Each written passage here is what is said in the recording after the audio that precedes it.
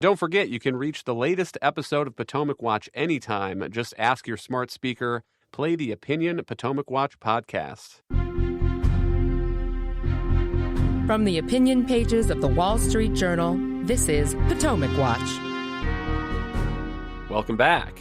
The opposing party is always looking to knock out one or two cabinet nominees, prominent people, to try to put some victories on the board for their party. It's hard to see exactly where those might come, given the way that the Pete Hegseth hearings went. Today, there are several confirmation hearings. Marco Rubio is testifying in support of his nomination to be Secretary of State. Pam Bondi for Attorney General. Sean Duffy at Transportation. John Ratcliffe as the CIA director, Chris Wright at the Energy Department, and then Russell Vought to lead the Office of Management and Budget.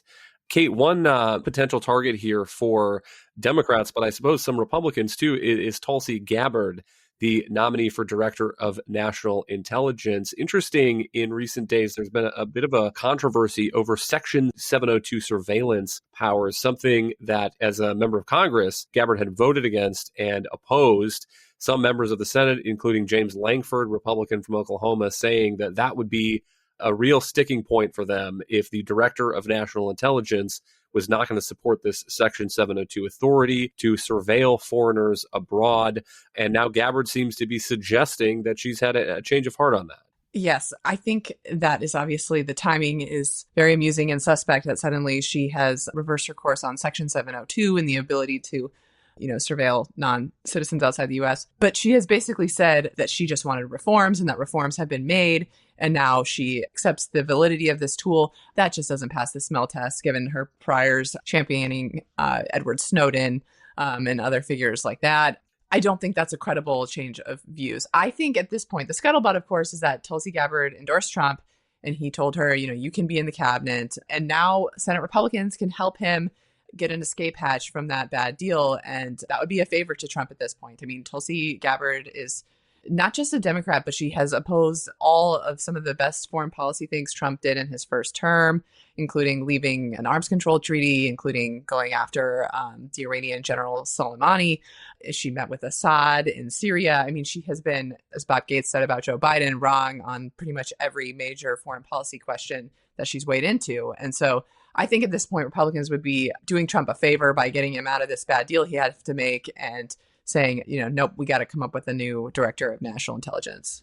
For the record, here is Gabbard's recent statement. She says that if confirmed as DNI, I will uphold Americans' Fourth Amendment rights while maintaining vital national security tools like Section 702 to ensure the safety and freedom of Americans. She also calls it a unique capability that cannot be replicated and must be safeguarded. Colin, the other question mark in my mind is a similar case, which is Robert F. Kennedy Jr., someone who, in the midst of the 2024 presidential campaign, endorsed Donald Trump, maybe brought some voters over to his camp who would have been skeptical otherwise.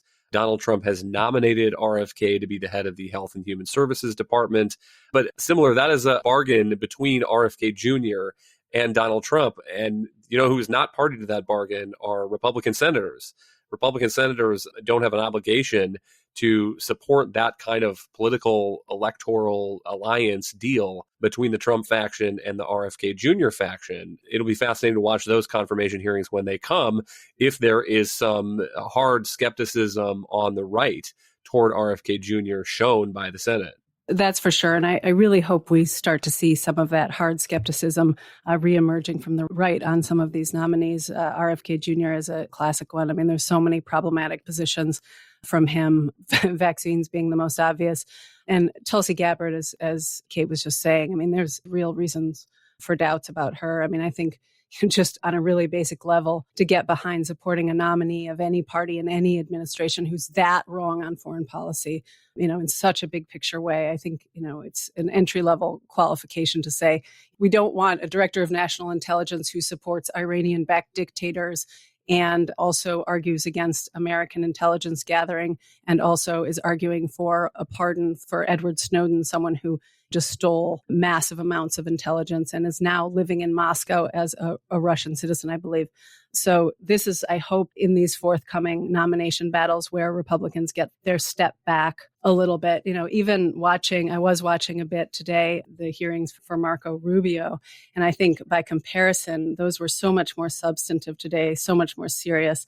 The nomination is better in general. This is an area where he excels and he's able to be a serious voice for issues like human rights in China. But the way the questions in the hearing played out were much more substantive and gave, as you said, American voters a much better sense of what's coming with American foreign policy than we saw out of the hearings for Hegseth. Kate, we'll give you the last word, but am I too out on a limb to think that there might be this Republican skepticism for Gabbard or RFK Jr., or do you think that we may be seeing some statements similar to the one issued by Joni Ernst saying the next president has chosen RFK Jr. to lead the health department, and I'm going to support the choice of the next president, or similar on Gabbard? I think there's still reason to think that many Republican senators really do take their advise and consent role seriously.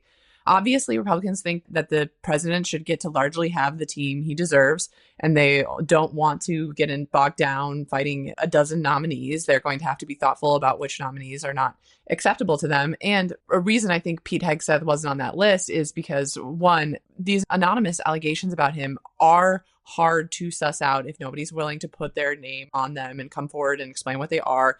They are hard to delineate, and some of the public has started to tune them out because they don't think they're credible. And also because Hegseth has, I think, a high-level view of the world that some of the Republican senators think is good for Secretary of Defense, and he thinks America should lead in the world. It seems to think that at some level. He seems to think that we do need a larger military deterrent. Again, these are vague views. He wants to rebuild the industrial defense base. These have been priorities of Republican senators. So he, despite his personal baggage, is more aligned with Republican thinking on some of the core issues at question than Tulsi, who is simply just outside that window. And I say the same thing about RFK Jr. and the senators like John Cassidy, who have spent time in the weeds on American healthcare.